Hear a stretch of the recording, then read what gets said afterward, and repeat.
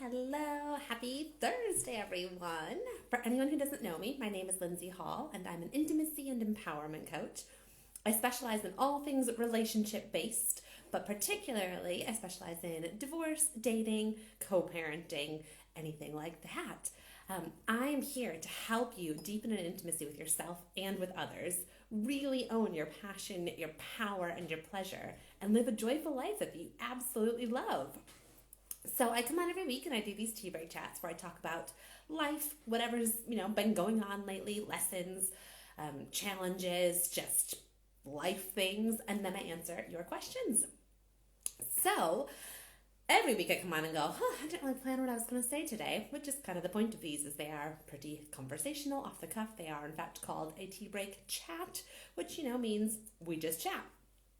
So I think the thing to talk about this week, though, is probably my birthday, because my birthday was 2 days ago, and I went away to Wales for a long weekend. And so I put up some pictures, so if you are on my social media at Lindsey Hall Coaches, you might have seen some of the pictures. And if you've never been to the west coast of Wales, it is pretty gorgeous. We actually only did like a tiny little part of it, but we kind of saw it from like all different angles, which was really cool. So I went there. I went there with my boyfriend, and it was just the two of us, and it was this like just beautiful little getaway. He did all of the planning. So I said that I had wanted, this was months ago when I didn't even think we'd be together on my birthday, but we were talking about birthdays. And I mentioned that I've always wanted to go away. It's the middle of January. I'd like to go to the coast. I love the coast in the summer, but I also love it in the winter. I think there's something really cool about what can be like the wild weather and being all wrapped up and like it being cold out there, but you being all wrapped up warm and sitting on the waves. So I mentioned that, and he asked what else I would want, and I said a log fireplace, because I want to be able to be out there by the water, but then I want to come in and put on a fire and warm up. Well, he searched until he found me exactly that. And it took a while, actually, to find something that met those two criteria and was affordable, because if you go for a week, it's easier, but if you're only going for 4 nights, the prices still cost the same as a week. But anyway, struggled to find something until I said, what about inland water? I said, it doesn't just have to be the coast. I want to be on water, but inland water works too. And he found us this beautiful little cottage over an estuary, over a riverbed, an estuary. So it was at the end of a toll bridge. There was this toll bridge crossing the river, and the old toll keeper's cottage had been converted into a rental. So at low tide, the water was all over there, and at high tide, the water was literally underneath our cottage. Like our cottage was on stilts at the end of the bridge. And so at high tide, the water was just running. You look out the window, and there's water underneath. It was so cool. So if you do want to go away to Wales and you want to stay in this tiny little cottage for 2, send me a message and I can send you the link to the property place, because I so recommend it. And it was warm and it was cozy and it had the fireplace and it was perfect for 2 people, 2 people who really like each other. It was small, I'm not going to lie, but if you really like each other, it was perfect. And a really cool part about this weekend was, like I said, so he booked the place. I told him exactly what I wanted. He found me an exact place that met that criteria. He did all of the research for where we could go. He looked up so many gluten-free places. Well, there weren't loads of gluten-free places, but he looked them up in like every town that we might go to. So found me places that I could eat. And by the way, he did amazing at that. We ate at actually only 2 places in the end. There was going to be a third, but turns out they were unexpectedly closed. But we ate at 2 places, and they were not only really good gluten-free food, they were so stinking adorable. One of them was right on a riverbank, and so the view was awesome, the food was awesome. One of them was right on the coast, and it was this like super old pub, 500 years old, and it's actually built into the side of the mountain. So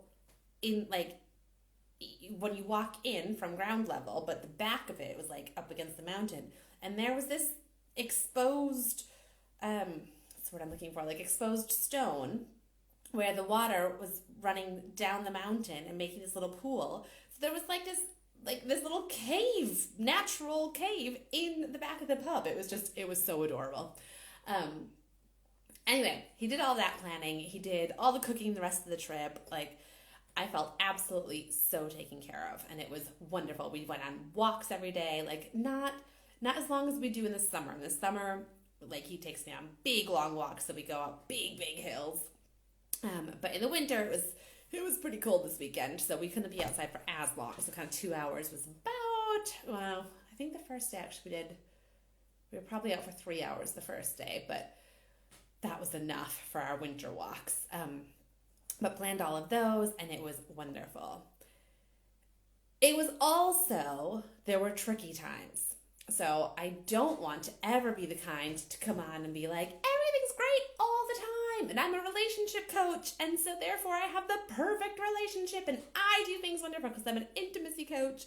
So of course I always get intimacy and relationship skills 100% correct. I mean, I wish that was the case, but also, hi, I'm human, and it doesn't work that way.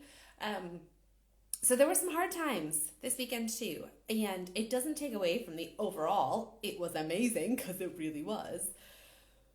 But there were some struggles, and I stopped and journaled and realized that a big part of the struggles were because I was actually like subconsciously blocking receiving how good this was. I've had some, not every, but I've had some tough birthdays where like all I wanted was to be surrounded by love and made to feel loved and special and celebrated, and I didn't get that, or far from it. And some were like actually kind of bad, some were just not quite what I wanted. But so I have this block around like it's not gonna get to be as good as I want it to be. So it turns out I was actually sabotaging it and not receiving in the goodness, not receiving in all of his love, all of the stuff he was doing for me. So I was going, feels like you don't even want to be here with me. Feels like you're disconnected. Feels like blah, blah, blah. And wasn't me. He was going, well, that's just not the case. And when I looked at it and I went, okay, I'm going to, and so did a bunch of journaling, realized I have this block. I'm probably not receiving in all the goodness. So what can I be grateful for here? What do I look around? What do I see when I look around?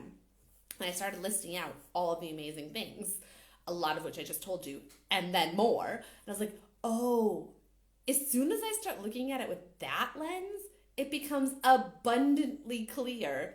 He does want to be here with me. He is showering me with love and attention and making me feel special and wanted and like a birthday goddess, like a goddess full stop. That story in my brain of he doesn't want to be here, there's this disconnect between you, that was purely just a story in my brain. It did not reflect the reality when I actually soothed myself, looked around and went, turns out things are actually really, really good, and that is probably what the problem was. And as soon as I realized that, and as soon as I went, okay, so, because there was still a part of me that was like, all of that makes sense, but I still think it's his fault. I still think something's off there. I wanted to hold on to that. But my sense that something's wrong must be, like, I want to be right here, but I can't do anything about how he's feeling or acting. And because I'd already tried talking about it and he kept telling me nothing was wrong. So I made the decision that, well, whether I'm right or wrong about this, I can't change anything to do with him. All I can change is me, my mindset, how I'm acting, what I'm saying, what I'm choosing to see when I look around me.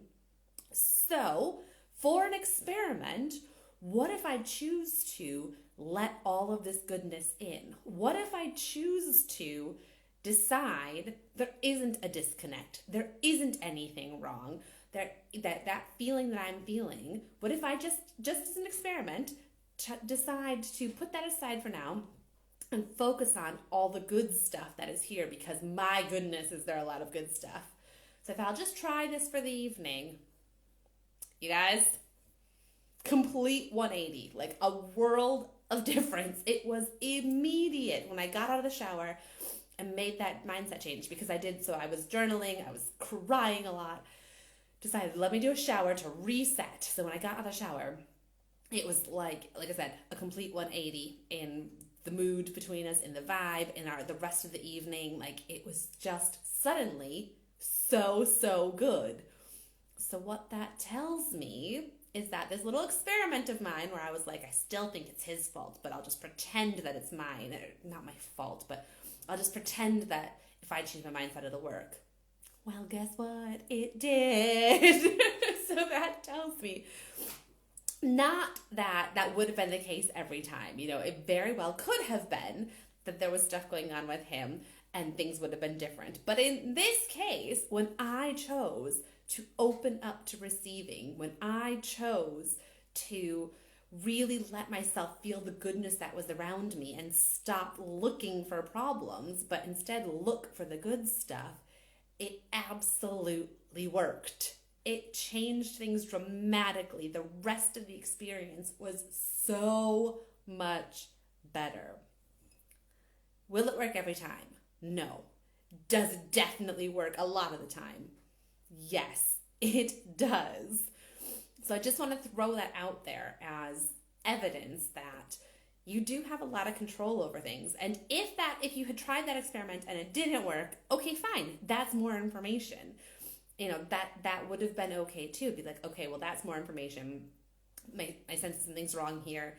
It maybe isn't my own self-conscious, or my own subconscious blocking because of this birthday thing that I have in my head. Actually, there might be more to it than that. But in this case, there wasn't. In this case, I had a subconscious birthday sabotage going on. And when I decided to get out of my own damn way and enjoy my birthday with the man that I love and the man who loves me, turns out it was great. So if you need that, bank that for evidence that you actually have a lot of control over your experience of things. You have a lot of control over recognizing your own subconscious blocks and doing something about them. Now, mind you, I've been doing this work for a long time. I've got lots of coaching support. I still don't get it right all the time. This realization only came after some struggles between us. Like, it's not like I got to that right away by any means. It wasn't easy. So I'm not saying this is an easy thing to do. I'm not saying, just change your mindset and all will be jolly good. Like, you can do it, and it takes practice. That's okay if you're like, oh, I don't understand, or this is hard. It is, and it's totally worth doing. Okay? Okay.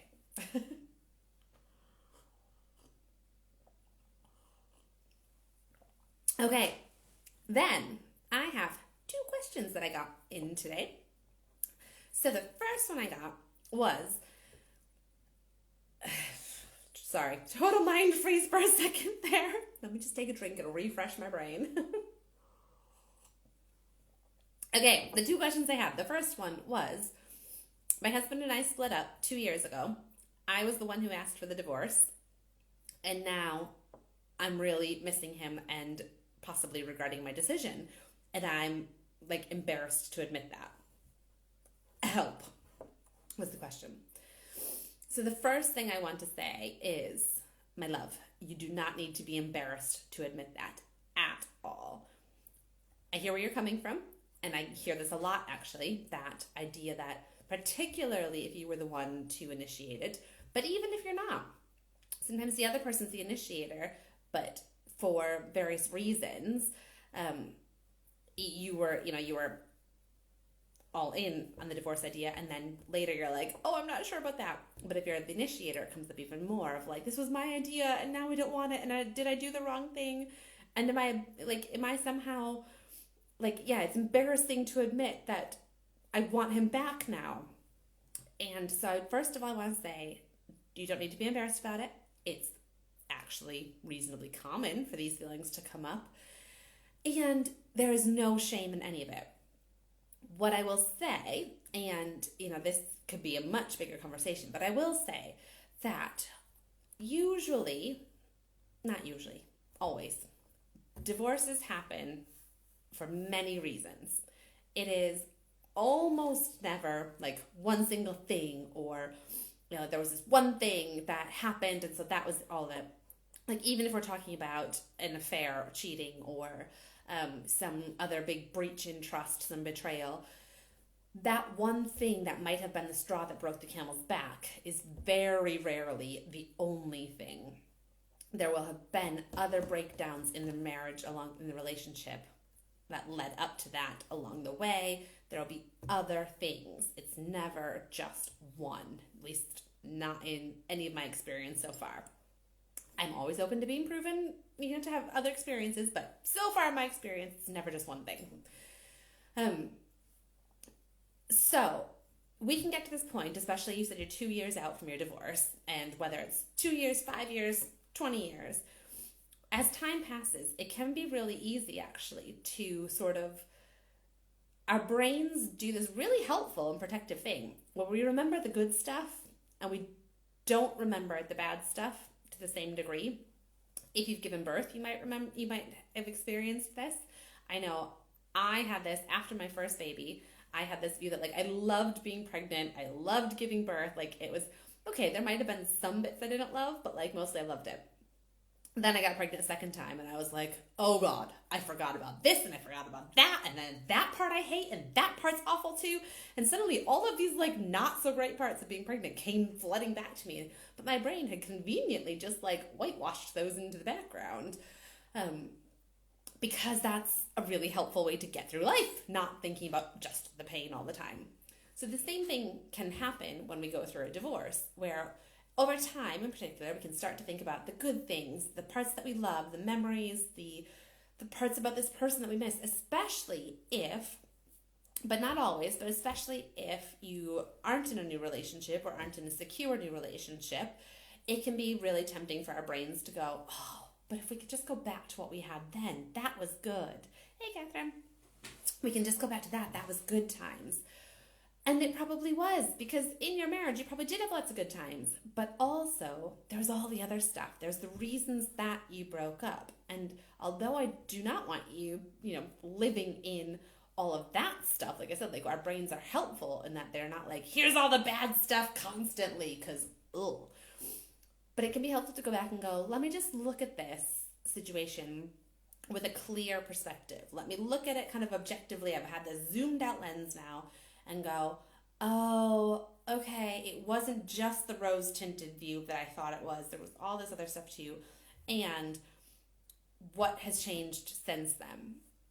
I'd also like to say it's not impossible for people to get back together, and that also isn't something to be ashamed about. However, pretty much the only time that that's a good idea is if both of you have done the work, done that inner work. Both of you have looked back at accountability, what went wrong in your relationship, what have you both needed to do, what lessons have you learned, what will be different this time going forward.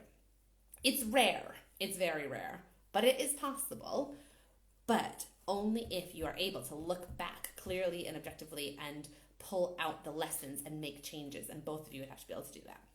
So, but I want to go back to the beginning of what I said and say there is absolutely no need to feel any shame here, and talking about it and bringing it out is actually really helpful, because shame really feeds off of darkness. It feeds off of secrecy. It feeds off of nobody knows this because they'll think I'm a terrible person. And as soon as you speak the thing that you're feeling ashamed about and bring it into the light, it starts to lose some of its power over us. It doesn't mean it's not so scary to say, but it starts to lose some of its power over us. So, massive thank you for asking this question, for bringing it to light. Let's keep talking about it if you want to. But very much, this is not something that it makes you a horrible person or that you have to whisper about. This is a thing that is quite common, and we can very much talk about it, okay? Okay, thanks for asking. Okay, and then the second question that I had is a change in topic, but is about the new year, and about, the question was, you're a life coach, so are you doing all this, the resolutions and the, vision planning and all of the big stuff for the new year? Is this, a big push for you at this time of year? No. I don't know, actually, if I talked about this last week.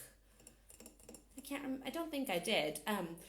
But the short answer is no, I'm not doing that this time of year. It doesn't feel like the right time of year for me yet.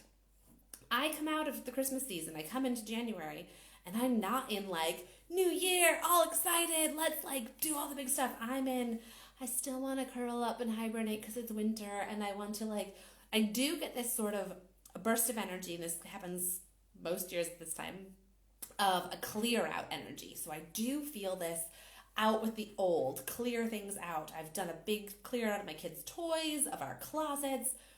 Mind you, it's still stacked up in the corner of Evie's room, so it's not actually out of my house yet, but it's out of the toy spot and it's out of the closet. But so I do get this like out with the old energy, which makes room for the new, but I'm not ready to call in the new yet necessarily.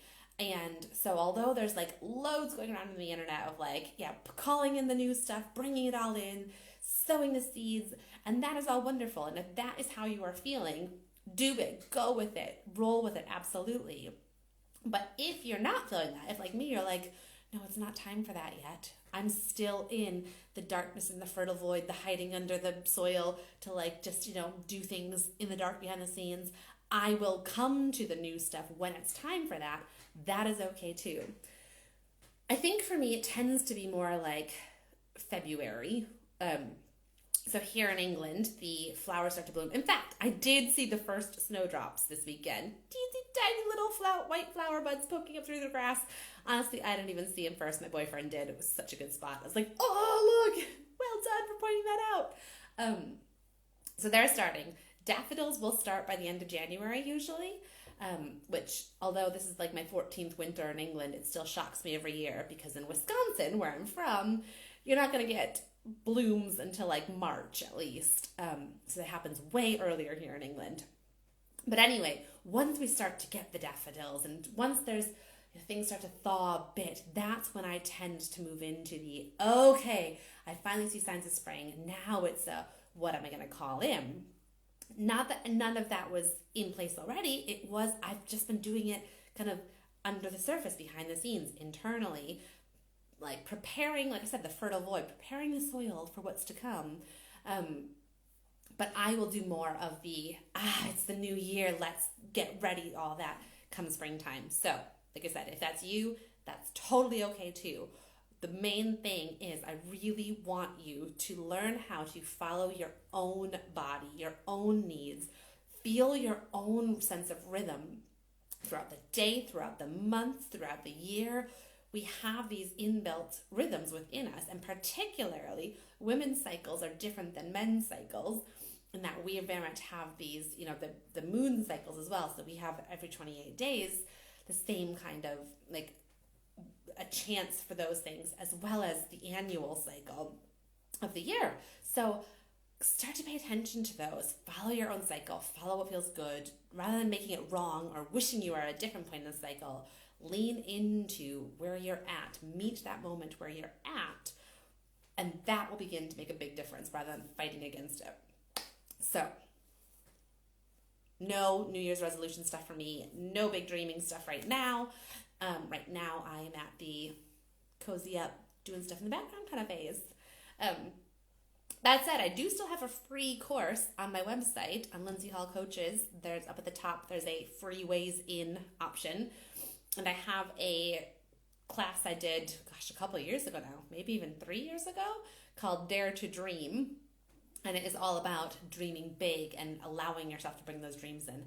I honestly don't remember exactly what's in it because it was so many years ago. But lots of people have watched it and said it was really good. So I'm going to trust that 3 years ago Lindsey had some good stuff to say. And so if you do want to talk about daring to dream, calling in your big dreams, giving yourself permission to feel those big dreams, free class on my website, lindseyhallcoaches.com, free ways in, it's there, Dare to Dream.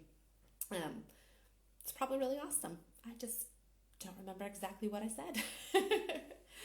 Okay, that is it from me. I am going to go crack on with a bunch of work. I am so excited because last week, if you watched my tea break chat, I was dragging ass last week and about trying to get work done. And this week, I am finally really excited to try and get my program launched. So I'm going to go do that now. I have an email sequence to set up. Exciting times, right? And my new divorce program will be coming out very soon. I actually know all of the details of the actual program already. I just haven't finished the logistics of it. But I know that the whole program itself it's all set. So if you want to know about it, send me a message. I will either tell you all about it right now, or I can get you on my email list to make sure that you are the first one to know about it, specifically about this divorce program. So send me a message saying list, and I will get you on the list to get the information. Should I say list a few more times in that way? And as always, I am open for some one-to-one coaching. If you are interested in that, send me a message. We can book a free call if you want to do a vibe check. I have one-to-one coaching spots available. Details are also on my website, and I think that's everything. I will be back here for Tea Break Chat next week. If you have a question, send it to me ahead of time, and I will answer your question on here anonymously. And that's all from me. Have a wonderful day. I'll talk to you soon. Mwah.